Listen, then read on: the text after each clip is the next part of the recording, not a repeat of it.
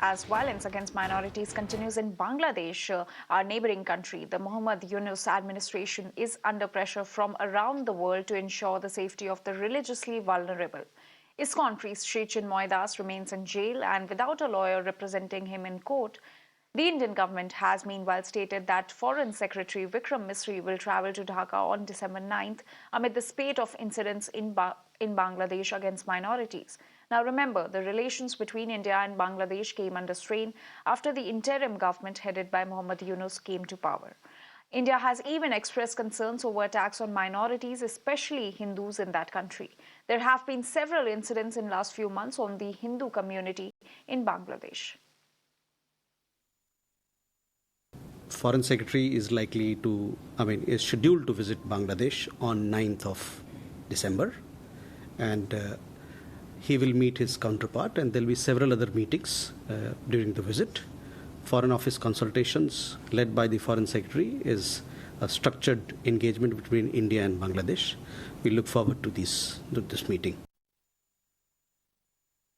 Shinjai, Foreign Secretary Vikram Misri is going to visit Bangladesh on December 9th. What more details do we have as far as the visit is concerned? Important visit given the circumstances. Things are not very easy at this point. The worry in India is that who is calling the shots in Bangladesh? That's the question that is not very clear. So it is important that Vikram Misri goes, speaks to people concerned, and works things out. India has a lot of major worries at this point. Of course, the way the minorities, that is 8% of the population of Bangladesh, which adds up to about 15 million people, is a huge number. And the way they are being treated, you have seen a priest being in jail and all that. That is one issue. Secondly, Bangladesh is one of our closest friends, or has been for many years. And at this point, Sheikh Hasina is in India. There could be concerns about Bangladesh wanting her back. And if she goes back, what happens to her? It is entirely possible that she will not be treated very well, nor is she very keen to go back to Bangladesh. That's the second thing. Thirdly, there are issues relating to security. That it has to be said that Sheikh Hasina had moved out, thrown out all these alpha cadres who were creating problems in the Northeast. Now there is a fear in India that they could well come back, and that is again something that India is concerned about. Then there are strong economic and infrastructural links. What happens to them?